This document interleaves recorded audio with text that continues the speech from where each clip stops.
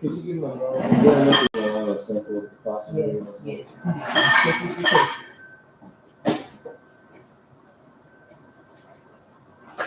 If you were to make something like that. If you end up liking what I made in the snack, I'll put something like that. You just gotta know. You got some now? So get one of those small glass bowls, right? Those cabinet. You got some left? Yeah. You want now? Trust me, you want to try that. What was it? A pasta? Yeah. It's not, but yeah, it's not like, oh, it's just pasta. No, that's not just pasta. I kind of shot back myself when I ate it. I just had to hold my composure because. What you making? Hot chocolate? Coffee.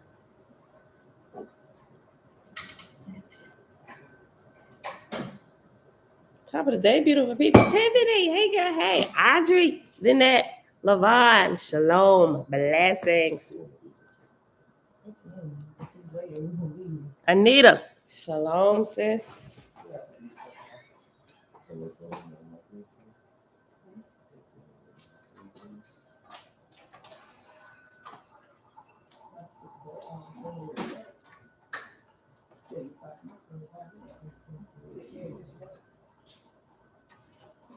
Okay. Just to go over there and you're like, it's so good, and I want to have some after work. You can definitely get some. What you basically telling me when you come home, you really still want to find it in there. Yeah, I ain't gonna mess with it. No, you can get some because you should like. No, I don't want none. You sure? I'm positive. I ain't even taste it. I ain't missing nothing. I don't even know what it tastes like. I'm just saying that you're gonna need more afraid. Didn't I? No, I didn't. You just got one yesterday? No, it was on like one up there. Oh, yeah. Okay. So yeah, that Alfredo, that Alfredo. Yeah. Okay. All right, beautiful people. Happy Thursday. Cigarettes and coffee. Yeah. Happy Thursday is July the 28th, 2022, day 170 of year 4 of reading through the books of the Law and the Prophets. Another 4-year consecutive day count, day 1188. Today, we are picking up in Book of Wars Against Jehovah, found in Oahspe, chapter 33 on page 354. Set apart living, love, and light. Tikva, grand rising, grand rising. All right, y'all. So let's get started. Sorry to interrupt so early, but I can't joke with your sons about they fucking it because of this. Okay, yeah. They joked them 3 times yesterday. I did not like it. I mean, it's there for the taking. All right, Father, we thank you for a peaceful Sabbath day, and we thank you that we're back together again today. All right, y'all. So let's get started. Let's see how much we can get through. All right, chapter 33, page 354. Tayan's lords and their angels departed out of Chesugal, Tayan's heavenly place, and descended to the earth on their mission, and this is what came of it, to wit. Khan Kwan was the son of Kwan Ho, a flathead, but Khan Kwan came of the converts to the Brahmin priests, and so had not his head flattened. But because Suis and Sargis had been long in their family, they descended to Kwan all the time. Okay, so remember, Suis is when they force prophecy, flatten the head. Sargis is when they manifest the body. The spirits manifest a body so mortals can see. Alicia, yeah. Hey, girl, hey.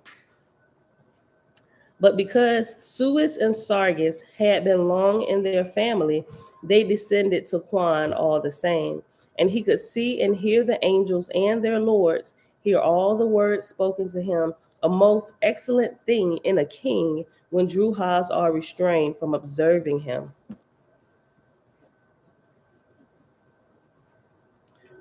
The lords guarded Khan Kwan on every side, day and night, and Kwan, being stupid, Because of the flat heads of his parents, he was well suited to carry out all that was commanded of him. So he at once announced himself with all his titles and sent heralds hither and thither to proclaim him and let all the peoples and kings know that he was coming to subdue them unto himself. Quan issued this decree, to wit, Quan, king of the world, and of the sun, and moon, and stars, I command. I, son, S-O-N, of the sun, S-U-N. I, son of Tan, behold, there is but one ruler in heaven, Tan. There shall be but one ruler on earth, Quan. Bow your heads down, I come. Choose ye to bow down or to die. One or the other shall be. When the world is subdued to me, I will war no more. In those days there were many great kings in Japheth, and their kingdoms were in many places far apart. Betwixt them in a sparse region, in the valley of Lun, L-U-N, in the valley of Lun, lay the city of O-W, Swe. The T could be silent, I think. Tswe. Yeah, to Swe. Betwixt them in a sparse region in the valley of Lun lay the city of Oahspe, and this was the small kingdom of Quan, known for 1,000 years. When other kings heard of Quan's proclamation, they laughed. And this is the vanity of mortals, for they heed not the power of the gods over them. So Quan started with an army of 4,000 soldiers, men and women, with spears, axes, scythes, swords, and slings, and bows and arrows. And he marched against Zayat, a city of 100,000 people, and here ruled King Cha-ung-chen with 20,000 soldiers. Cha-ung-chen laughed. He said to his captain, "Send thou 1,000 women soldiers and kill Quan and his army. They are mad. They know not what war is." Girl, why you got on a coat?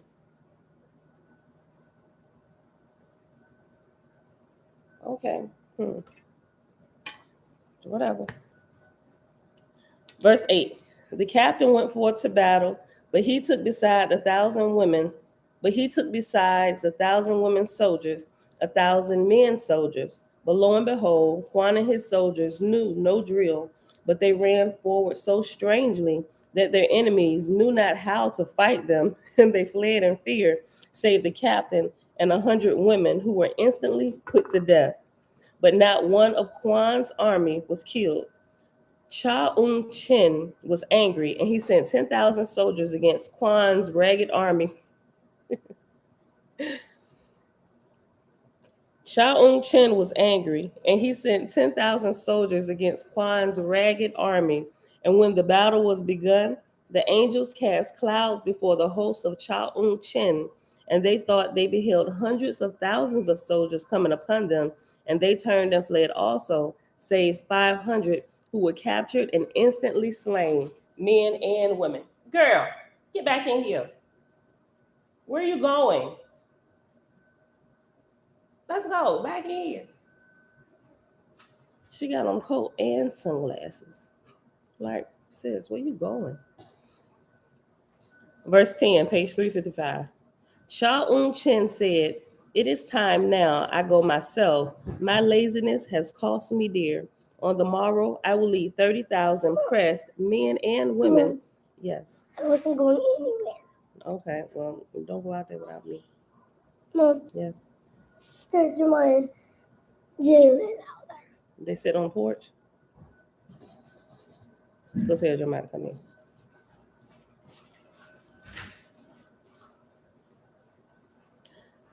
Cha-ung-chen said, "It is time now I go myself. My laziness has cost me dear. On the morrow I will lead 30,000 pressed men and women, and make it a day of sport to slaughter Quan's army." So the king sent his marshals to select and summon his soldiers during the night. Many were too frightened to sleep, and those that slept had such visions and dreams that when they awoke, they were as persons nearly dead. Cha-ung-chen Next morning, sallied forth out of the city to battle, going before his army. When he saw the pitiful army of Quan, he said, of a truth, the world is going mad. That such fools have courage is because they know not what battle is. With that, he rushed forward faster and faster, calling to his soldiers, but they stretched out in a line after him, for they had trembled from head to foot, remembering their dreams.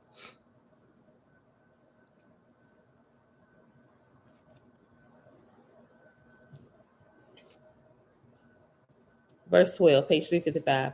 Presently, Juan and his army started for them, not with orderly commands, but screaming and howling. Cha Un-chin's soldiers took panic, broke ranks, and fled in all directions, save 1,000, including King Cha Un-chin, who were captured instantly and slain. Hold on, y'all.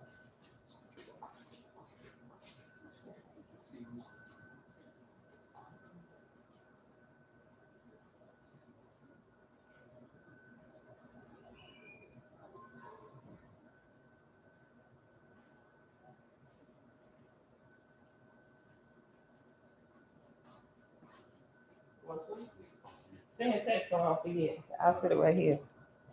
Okay. All right, I had to make sure somebody was out there with it for real. Okay. All right, let me see. Have a good day. Are you getting ice? All right. So I got to scoop it if I start reading again.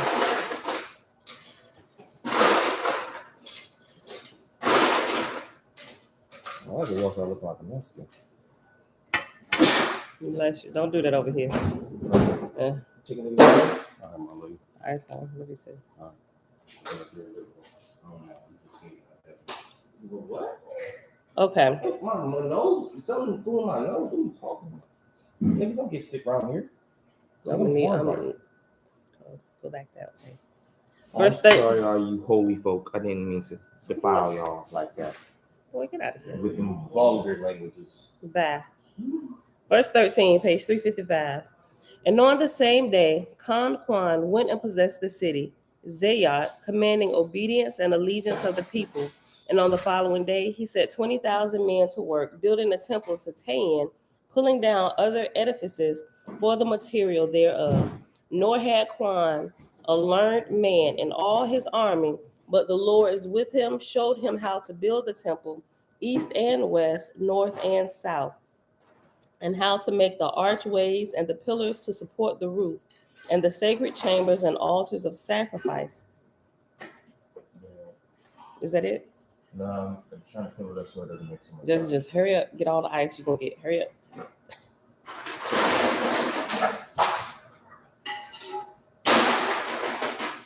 Mom, shalom, shalom. Hey, no.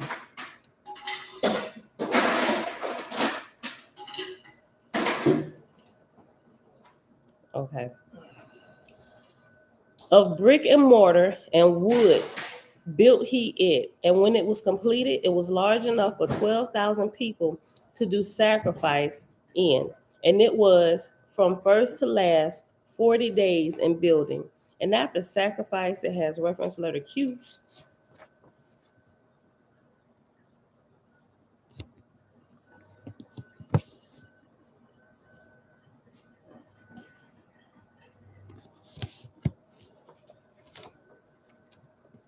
On page 387.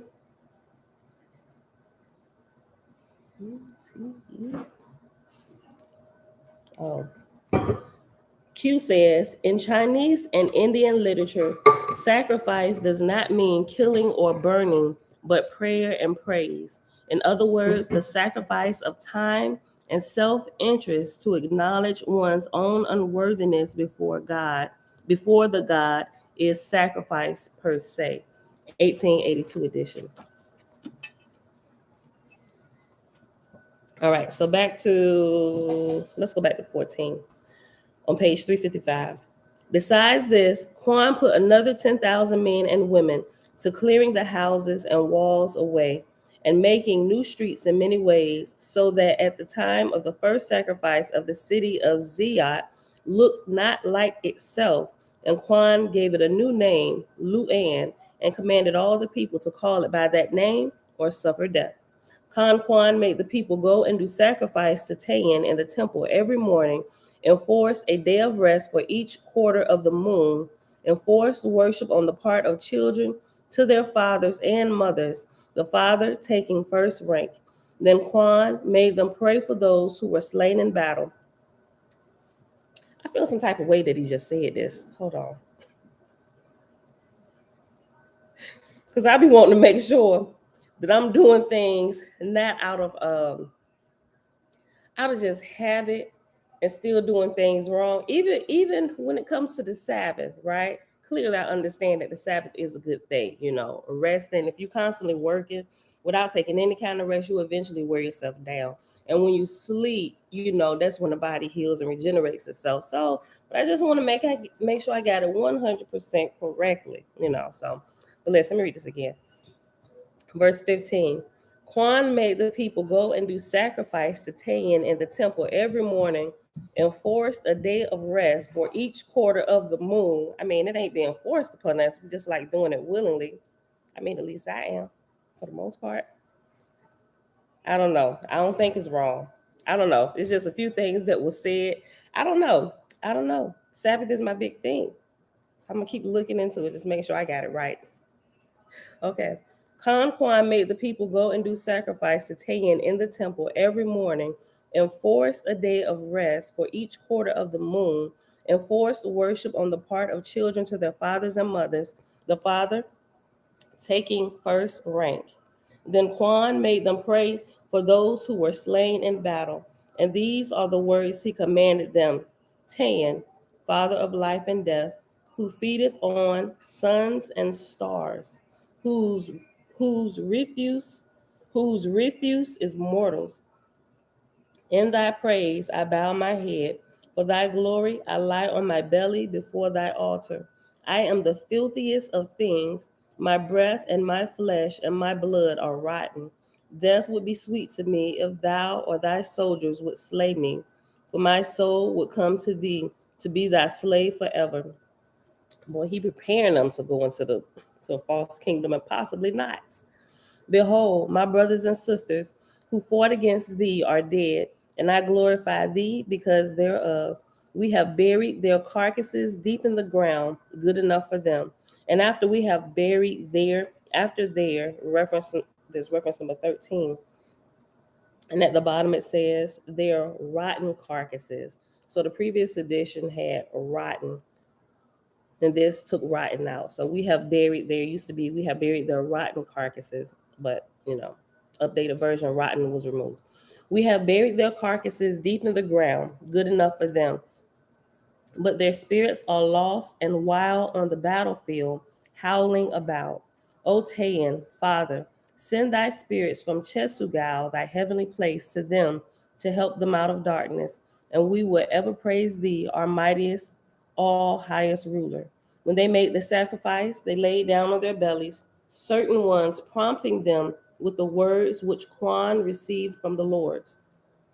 After this, Quan appointed them a governor, Ding Zhao, who was the first governor of a province in Japheth, after the order of governors as they exist to this day, which is to say, Lord is to a god, so is a governor to a king.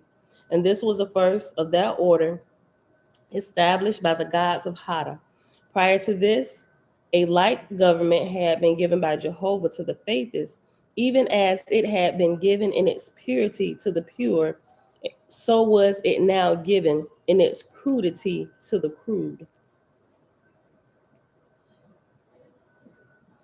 Jehovah had said, independent kingdoms shall not exist side by side, nor shall one be tributary to another, but there shall be one whole, and the lesser shall be parts thereof, and not over nor under them, but as helpmates. The wicked will not see this now, but their own wickedness will bring it about in time to come. And it was so. Chapter 34 on page 355. Conquan again went forth to conquer and subdue, going to the southward to Oahspe, a large city having 5 tributary cities, ruled over by Oolong, a king with 200 wives and 30,000 soldiers, men and women, well disciplined. Juan's army was now 7,000 strong, but without discipline and with no head to save himself. And on his march through the country, he compelled the farmers to embrace the Tan religion under penalty of death. Now, when he had come near Oahspe, he sent an order for the king to surrender, even after the manner as at the city he had already conquered. Oolong laughed when he told the king, Oolong laughed when told of the kind of company that had come against him, and he sent only women soldiers, 8,000, to give him battle. When the armies were near together, the Lord said to Quan, "Send thou a truce, and beseech thine enemy to surrender under penalty of death, for the angels of Tan will deliver them into thy hand, and not one shall die." A truce was sent, and lo and behold, the whole of Oolong's army surrendered and made oaths of allegiance to Quan, and not one was slain. Oolong, when informed of it, said, "Now I will go with all my army and slay this ragged king and all his people, and also my now I will go with all my army and slay this ragged king and all his people, and also my 8,000 who have surrendered." So he marched to battle with 22,000 soldiers. Quan's army was scattered about the fields. Oolong said to his captain, "Go thou, tell this foolish king to set his army in line of battle. I desire not to take advantage of a flock of sheep." The captain started to go, but ere he reached the place, he fell down in a swoon, for the angels overpowered him. The king saw his captain fall, and he cried out to his army, "It is enough. My army have never seen such fools, and know not how to battle with them. Come, I will lead." At that he rushed on, followed by his thousands. Instantly, Quan's army set up their screams and howls and ran forward in every direction, and lo and behold, Oolong's army broke and fled, save 1,200 who were captured, Oolong amongst them, and they were instantly slain. But of Quan's army, only one man was killed. They must have looked like something out of a horror movie.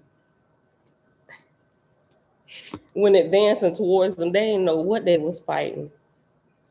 The Lord sent messengers to Tayan in his heavenly place, informing him of Quan's success. Tayan returned this commandment: "In what has been done, I am well pleased, but suffer not your mortal king, Quan, to win so easily hereafter, but let him have losses, that he may not forget me and my lords and my host of angels. Place ye him in straits, and cause him to pray unto me, and his army shall pray also. And when they have thus sacrificed, deliver him and his army from their straits, and make him victorious for a season."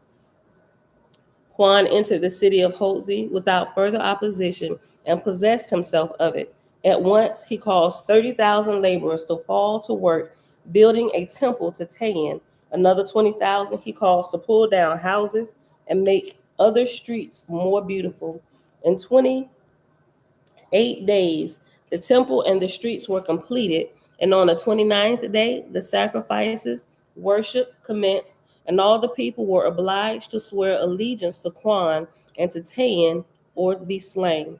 And on the first day, there were slain 4,000 men and women, worshippers of different gods, but for the main part, the Great Spirit, but for the main part, the Great Spirit who would not take the oath. What? Let me say that again.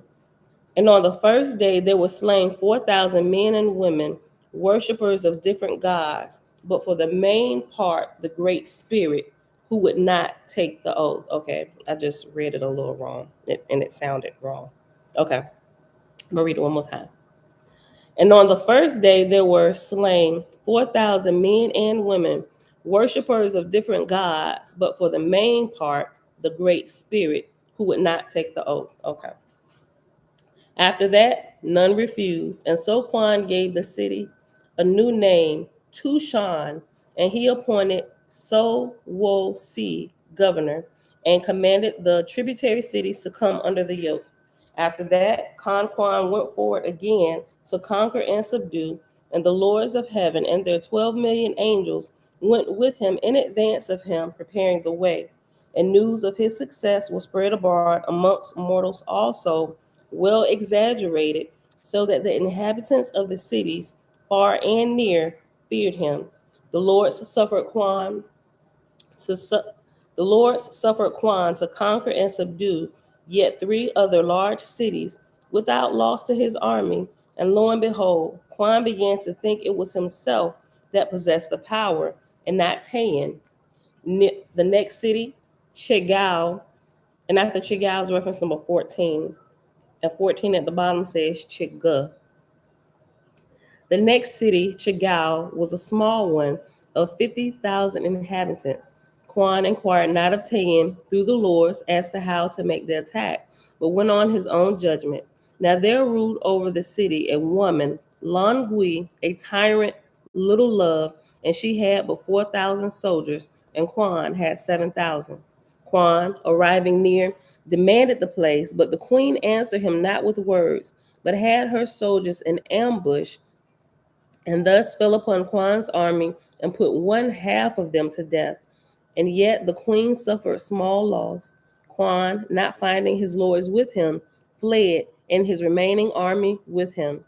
But the lords urged the queen to pursue him, and she again fell upon him and slew another half and crippled hundreds more. But the queen suffered small loss.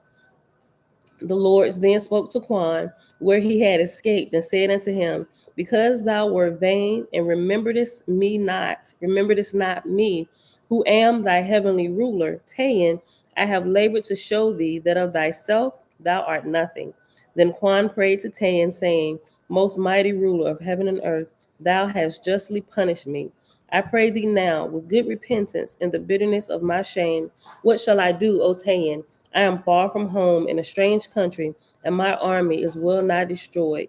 All the nations are against me. A sheep is safer in a forest with wolves than I am in these regions. You get ice? Yeah, it was already in there. I thought I didn't have no ice in it. Oh, I told you, don't call this water bottles out the truth. Yeah, man. I had one ice in it from last night. Okay. Verse 16. The Lord said unto Quan, now that thou hast repented, behold, I, Tayan, will show thee my power. For thou shalt gather together the remnant of thy army, and turn about and destroy the queen and her army, or put them to flight and possess the city. Quan, on the next morning, being inspired by his lords, prepared for battle, though he had but 700 men. She really took his army down. On the other hand, the lords and their angels appeared in the dream.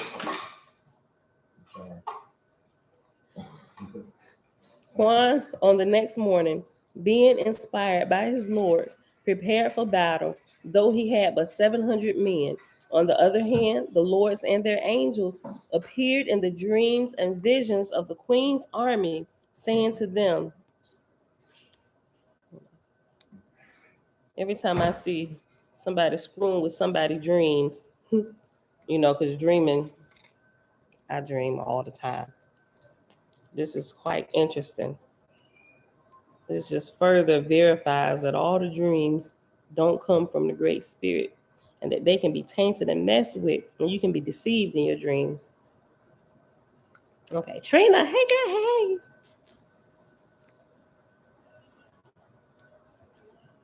All right, Tabitha.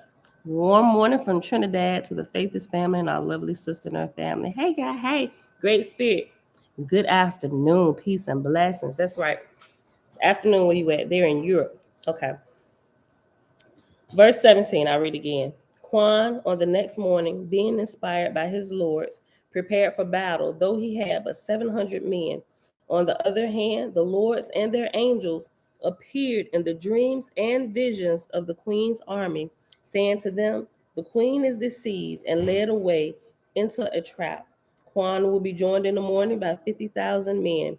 Prepare therefore to die tomorrow.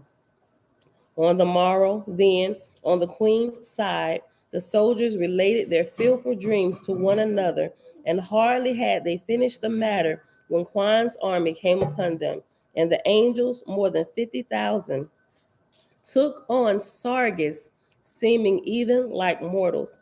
At sight of this, the queen's army were so frightened they could not flee, save a few, but nearly the whole army surrendered, throwing away their arms and laying down. Quan and his army fell upon them and slew them, more than 4,000, who were rendered powerless by the angel host with them. Quan then went into the city, doing as previously in other cities, establishing himself in Tayan. And although they weren't fighting, this reminds me of was it in Kings, First Kings, or could have been Second Kings, when Elisha, not Elijah, but Elisha had a protege, and he had got, or was it Elijah and Elisha? I think it was Elisha. Yeah, I think it was Elisha. Don't quote me. It could have been Elijah and Elisha, but I think it was Elisha. He had a guy with him, and he had gotten scared. He said, "Don't fear, because there are more that are with us than they that be with them." And the angels appeared and showed themselves, or took on Sargus, so that they could see that the enemy host, so he could show his protege that all that was with them was clearly way more than what they were looking at. Okay. I'll read verse 18 again. On the morrow, then, on the queen's side, the soldiers related their fearful dreams to one another, and hardly had they finished the matter when Quan's army came upon them, and the angels, more than 50,000, took on Sargus, seeming even like mortals. At sight of this, the queen's army were so frightened they could not flee, save a few, but nearly the whole army surrendered, throwing away their arms and laying down. Quan and his army fell upon them and slew them, more than 4,000, who were rendered powerless by the angel host with them. Quan then went into the city, doing as previously in other cities, establishing himself in Tayan. Such then was the manner of Tayan, the false, establishing himself in Japheth. All right. I couldn't remember that. All right. Did you want to ride with me over there and pick it up? No, because ain't nobody. Yeah, ain't nobody gonna be here with the mini merce. Okay. I don't know if you're gonna be able to go with me then. Mommy in the door. I mean, unless I'm taking a truck and just following behind. You might need some. Well, no, because they can probably help you lift it into the truck. Yeah. But then it's just when I get here. Right. Yeah. You think that big piece of coming in through that front door? Yeah. Okay. Yeah. Don't forget a dolly. Yes. Yes. You know. Okay. All right. Let me see that.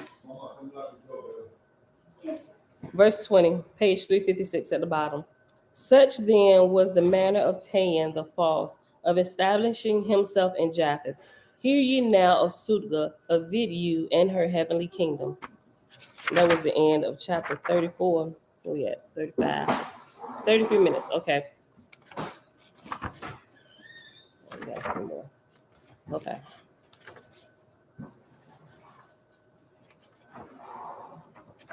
Okay. Chapter 35. Sutga, the false of Vidu, and her heavens, whose heavenly kingdom contained more than 3,000 million angels, on his way home from Horeb, said to himself, 2 things I am resolved upon, to proclaim myself creator and ruler of heaven and earth, and to change the name of my heavenly place and call it Hulberg, Alberg, the mountain of the clouds. Satan spoke to Sutga, saying, Thou all highest God, hear me. In the land of Vidu, down on the earth, and in the heavens above the land of Vidu, what God hath labored like unto thee? Thou didst establish dais for nearly 1,000 years in these regions. Thou possessest by right that name, and thou shalt call thyself Dais and Sutga, and thy heavenly place shall also be Horeb, because forsooth it is also a heavenly mountain. And after Dias is reference letter R. Jump back over to page 387. R says, in the original text, this word was written Deus. Okay, so over here it's spelled Dyaus, Dias. Okay. In the original text, this word was written Deus, De'Yus. But this false god, Sudga, usurped the identical name of the false god of Horeb, Anuhasaj. Consequently, I, the editor, 1882 edition, have here adopted the spelling Dias that the student may not confound the two persons. Okay. 1882, the lowest edition. Okay, B. Thank you, Tabitha. It was Elisha. Okay. Francis. Key. Hey, girl. Hey, Exile. Grand Rising. Okay. Verse 3. Sudga said, most wisely said, O Satan. And so it came to pass that Sudga at once fell to work, moving his capital and throne, and to founding his new place. And he also chose 12 lords, saying to himself, after the manner of Tayan, though I will have 12 lords to rule over mortals, yet will I not give to any one of them a certain division of the earth for his. And when Sudga was thus founded in his new heavenly place, he called his lords about him and said unto them, go ye down to mortals, to Loyo Wagner, who hath a small kingdom in the valley of Hachisatij in Vidu, for I will make him king of all the earth, even as I am ruler of heaven. And by obsessions and otherwise ye shall lead him forth to conquer and subdue. Precede ye him in his journeyings, and cause mortals to fear him, that they be easily overcome. 12 million angels I allot to you as your army, nor shall ye return into my presence until ye have made Tulo Vagna king of Vidu. After that, I will bestow you according to merit. The 12 lords, with their 12 million angels of war, departed for the earth and came to Varaja, the city where lived and ruled Tulo Vagna. I keep screwing his name up.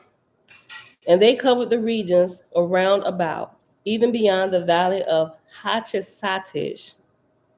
Tulo Vagna, Tuloyo Vagna. I'm about to call him T. Tuloyo Vagna was the son of Hukrava, who was the son of Han Sayavarat, who was the son of A.P. Vohu, sacred in Suis to the gods and lords of heaven. So Tuloyo Vagna talked with Sudga's chief lord, who said unto him, behold, thou shalt proclaim thyself king of all the world, for I and the host of heaven are with thee. Tuloyo Vagna said, alas, mine is the weakest of kingdoms. I have not 1,000 soldiers. Other kings will laugh at me. But the Lord answered him, saying, what are mortal kings in the hands of Dias, he who was Sudga? I say unto the nations of the earth, go down, and they fall. I say, rise ye up, and they rise. Man looketh to stone and clay and water for great power. But I that am unseen am greater than all the lands and waters of the earth, for I rule over them and over heaven also. I will have but one king on earth, and as I rule the angels in heaven, even so shalt thou rule mortals and establish thee. That's enough. Let it finish on the 6 ounces, Tootie. I have but one king on the earth, and as I rule the angels in heaven, even so shalt thou rule mortals and establish thee and me forever. For thy heirs and their heirs after them shall have dominion over every kingdom and country in the world. Tuloyo Vagna said, I fear thee, O Dias. I know thy power, but how can a king go to war without soldiers, or an army without arms? The Lord answered him, send thy proclamation unto the kings far and near, commanding them to bow down unto thee. And presently I will come unto thee and lead thee forth, and thou shalt conquer and subdue them, and not a hair of thy head shall be harmed. Toloyo Wagner did as commanded, and some days after his proclamation had been sent unto the nearest kings, all of who knew him well, he mustered his army of 700 men and 100 women. And they that had neither spear nor sword nor scythe nor bow and arrow took clubs and clappers and pans to make noise with, and others took lanterns.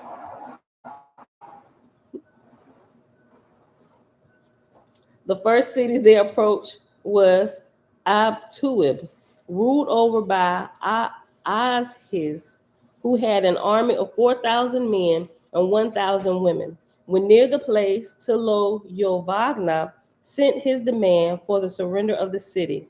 Oahspe answered him not, but said unto his army, Go ye and surround yonder fool and destroy him and his army. Now behold, the night came on, very dark, ere the attack was made. And the Lord said unto Wagner, Command thy soldiers to light their lamps. Wagner said, I fear, O Lord, I will not, for will not lamps expose us unto death? But the Lord said, Light the lamps. So the lamps were lighted, and the enemy began to march. So when the lamps were lighted, the enemy began to march as if to surround them, some going one way and some the other. And the Lord's angels made lights also to the left and to the right, so that the enemy, in order to surround the lights, kept extending in two lines away from the other. Presently, they judged by the lights that there were tens of thousands of soldiers come against them. Suddenly, now, Wagner's army sounded their pans and kettles and set up furious howls and screams. And in the same time, the angels of heaven cast stars of light in the midst of Oahspe's army, and they became panic-stricken and fled in all directions, save 300 who were captured and put to death. Then Toloyo Wagner sent 100 men into the city and captured Aziz and slew him. After this, Toloyo Wagner entered the city and declared the place his. Now, as I'm thinking about this, I can see, well, because we live in the United States and all kind of craziness happened, and I'm prior military, so I carry my sidearm on me 24/7, and it's like, yeah, I ain't gonna be caught slipping out here, in hopes that I never have to use it. But while reading through this, clearly, if we worship the Great Spirit and live according to His rules of life, like, we shouldn't bear arms, right? So I'm gonna be honest, that's one of the ones I still kind of take issue with, because I'm like, do you know where we live at? Although we live in a good neighborhood here, and as most as I possibly can, I practice being aware of my surroundings at all times. So even though I carry it with me, I never ever find myself I would hope that I would never find myself in a situation where I would have to use it. I would hope that my discernment would kick in, and I will hope that every day I'm in tune with the Great Spirit, that I can hear, don't go this way today, or don't go there today, or let's not visit that store today, right? Because if some shenanigans pop off in my vicinity, I could, and especially my children with me, and most of the time when I go out, my children are with me, right? So, and that's one of the main purposes, especially when I go out without my husband, right? 'Cause y'all ain't gonna catch us slipping. I'm just, that's just how I feel about this right now, But the more I look at this, and I'm just like, and even though this is talking about the false gods and their kingdom, I'm just thinking, how much more we would be protected when you're walking in line and walking in truth, the best we know and understand how to, right? How much more will we be protected? So I'm just really adjusting my thinking and how I really feel about all of this, because there have been instances where I found myself in a situation, and these were some of my younger days, where I almost found myself dead. And by some strange happening, or even one time I was working in a movie theater. Who robs a movie theater? Guy come in there with a sawed off shotgun, sawed-off assault rifle. Working, you got ticket booth right here, just teenagers at the time. Mind you, we stayed in Illinois. Working in a movie theater, working the late shows and everything. Dude comes in there to rob the friggin' movie theater. I'm working concession. He come in there. He had a friend outside. Two came in. One was in the now that I'm thinking about it. One was in a getaway car. Two came in with a sawed-off assault rifle, pointed the gun right at the head of my friend. I was like, cursing, give me all the money. And first we thought it was a joke, and he thought it was a joke. He was like, man, get out of here with that. He didn't realize it was a real gun. When he pumped that jank, everybody eyes just like, oh shoot. And so if you ever worked in a movie theater, they have cabinets with little thin, like cabinets on the bottom that you can stick the cups in. You just kind of slide them in there and push them towards the back. Boy, I tell you lose all kinds of common sense. I snatched that jank open trying to fit in there with them cups or whatever. It was a good thing that we had cameras all in the movie theater. And they saw everything that had happened from the back office, and they called the police. They locked themselves in the office back there, called the police. But what happened was, as the dude was getting amped up, and I'm like, Father, surely. I'm thinking, I didn't escape being shot up in a car. I can't die like this. Not in the movie theater, right? So we back there, we can't get out because if we run out, clearly they would see us and we probably get shot in the back or something. So we crouched down in the corner of the concession booth over at the corner, and there is glass, and we see people who were coming out of the main movie theater, and they walked right into the scene. I remember one man and his little girl, he snatched her up and they flew down the hall. Everybody came out. They saw people running. Everybody started running, and I'm looking like, we back here, somebody help us. But I didn't want to get super loud. But what happened at that moment when it seemed like he was about to shoot, out came from the movie theater an officer who was off duty that was there to watch the movie. I want to say, if I'm not mistaken, what was playing at the movie theater was Batman. One of the first ones. One of the first Batmans was playing, if I remember that correctly. But he came out there. It was a couple people that ran back in the movie theater, and I'm sure when they went in there, they screamed, somebody's out there robbing the place.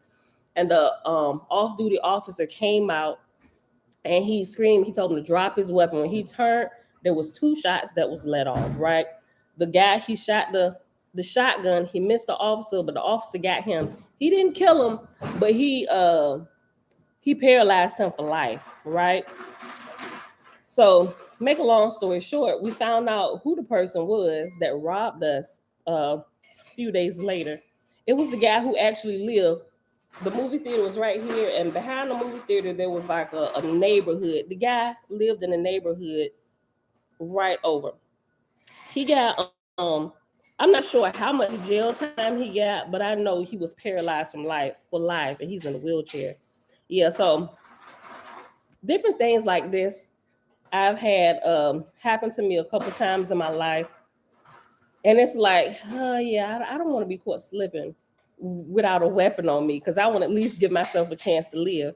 And having my best friend who was, I ain't gonna say she was kidnapped, she was almost kidnapped on her way home from work, living in Illinois. Matter of fact, we were in the movie theater we was working with was a part of a bigger network of movie theaters. And from time to time, they would ask us, did we want to go work at the movie theater up north by Chicago, because they was running short on staff.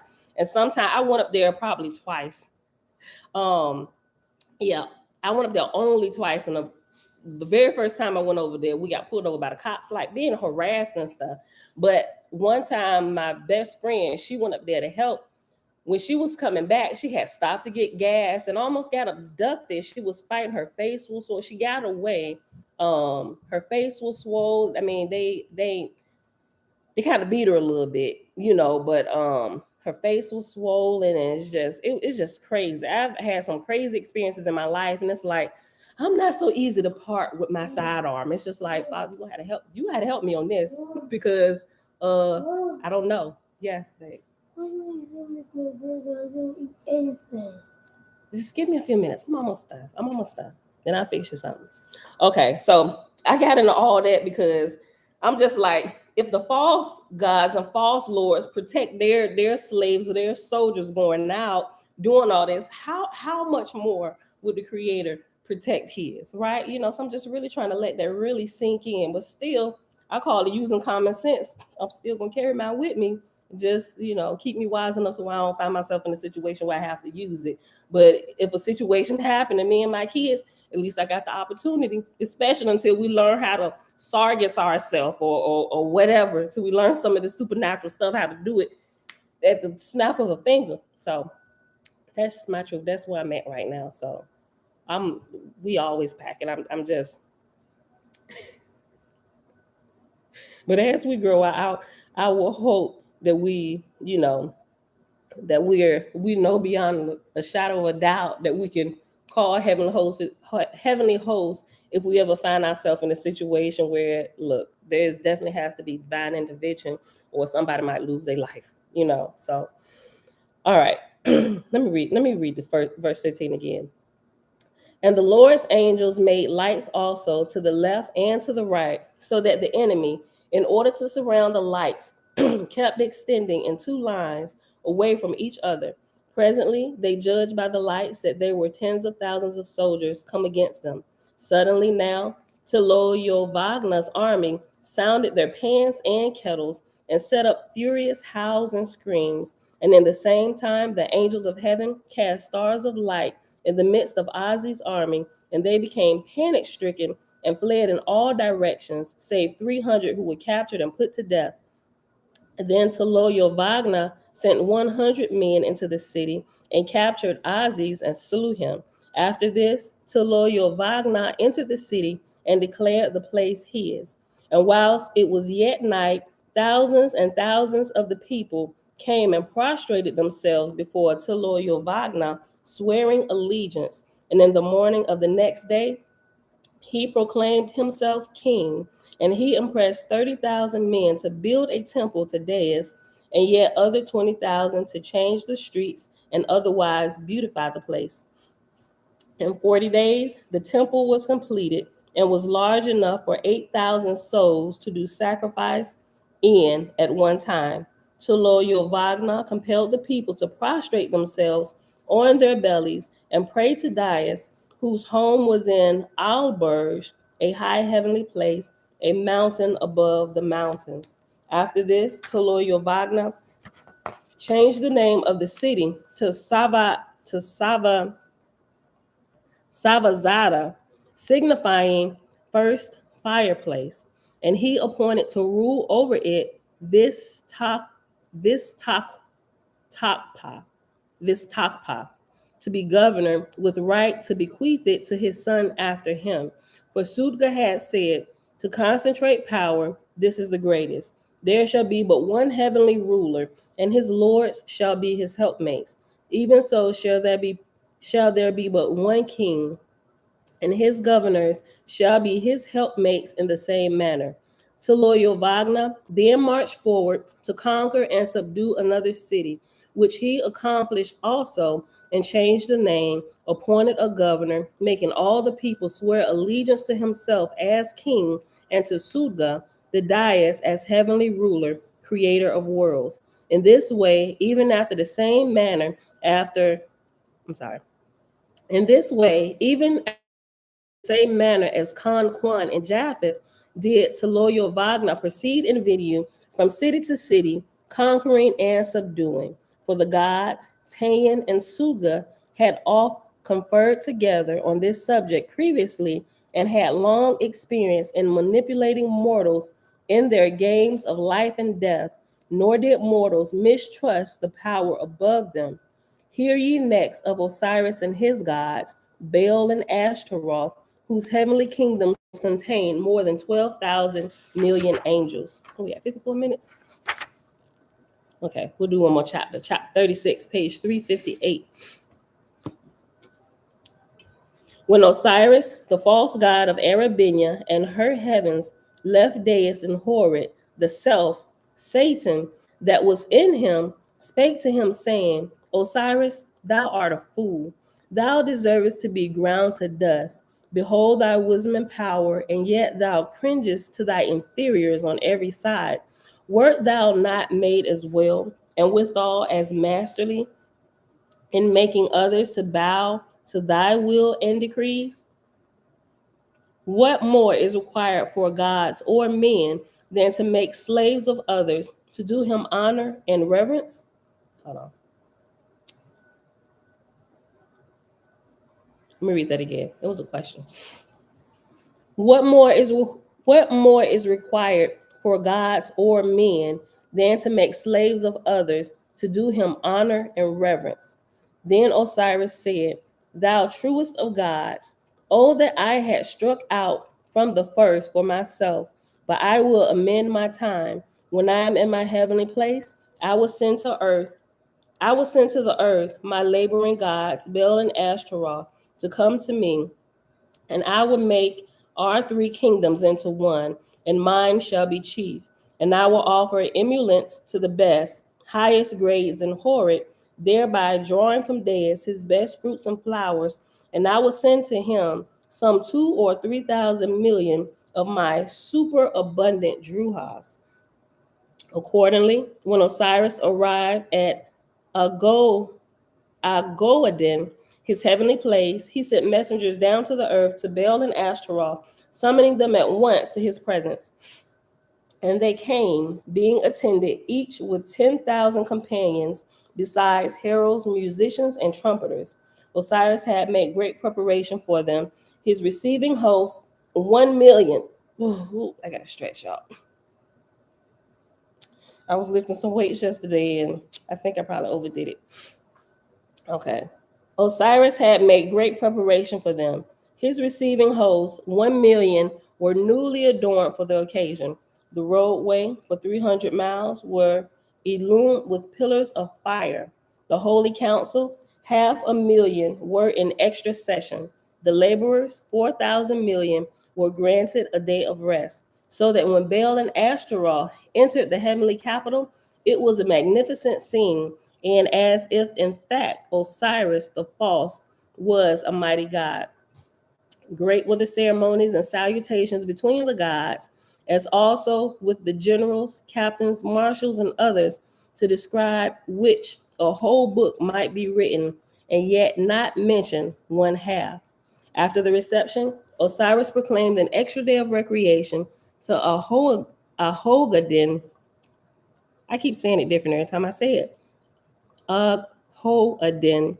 And in the meantime, he and Bel and Ashtaroth retired to a private chamber beyond the throne to the east to consult on the matters of heaven and earth. Osiris said, My brother and sister, ye are my loves, the worlds are all vain else. Darius is the most selfish of gods and unreasonable. He said to me, Thou shouldest keep up the grades. Now behold ye, his own grades are broken down. And as I and other gods send him contributions and subjects, so remain such subjects no more education for them in horrid. Then he complaineth and assumeth to dictate, and this for Deus's glory, not a word for lifting angels or mortals up out of darkness. Bel said, A most unreasonable God, saidst thou not to him, Oh, that I had the power and means thou hast, what great good I would do? Ashtaroth said, This I have found before. The greater power a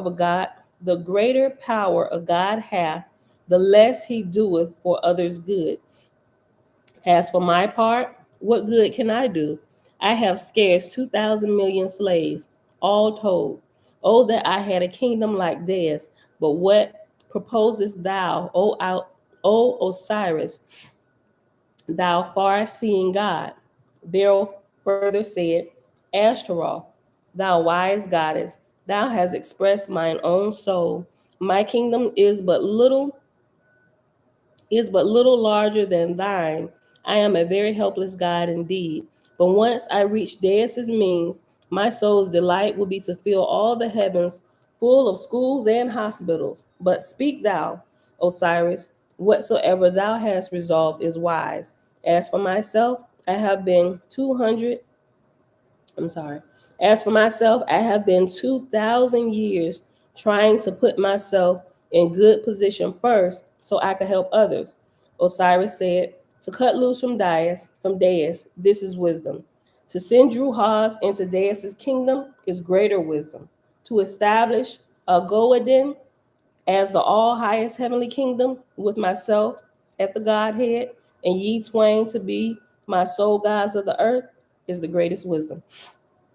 Baal said, as I swear, thou hast spoken at last what I have for 500 years hoped to hear thee say. To thee I am sworn forever. Put thou upon me whatsoever thou wilt. Ashtaroth said, now am I blessed above all goddesses. What I have heard thee speak is what I would have spoken. I bet. Osiris said, it is enough then. This I proclaim, and on our crossed hands we swear, Ahoagden, all highest heaven, Osiris, son of the all central lights, the most high God, his only son, Baal, ruler of the corporal earth, his only daughter, Ashtaroth, ruler of the corporal earth, fidelity and union forever. Thus they swore themselves into the Godhead, and on the next day Osiris sent messengers to Dais in his heavenly kingdom, in his heavenly place, informing him of what had been done, and adding thereto, but thou, Dais, I cut thee off from these earth regions. Get thy supplies whither thou canst. Adversity doth a proud soul some good. Adversity doth a proud soul some good. Adversity does a proud soul good. Okay. I'm sorry, y'all. I just wasn't getting it. Okay. And that might actually be our title for today. Adversity doth a proud soul some good. Okay. All right, so that is it for today, beautiful people. We're at an hour and 1 minute. So I'm trying to get better about this time. All right. So I'm write my page number down. 359. All right, y'all. Oh yeah, somebody asking. Who was that? Freedom Renee Gunter. Shalom, shalom. Yeah. Oahspe. Inside the Oahspe, we were reading from the Book of Wars Against Jehovah. And we were on page 359, and we just finished up reading chapter 36.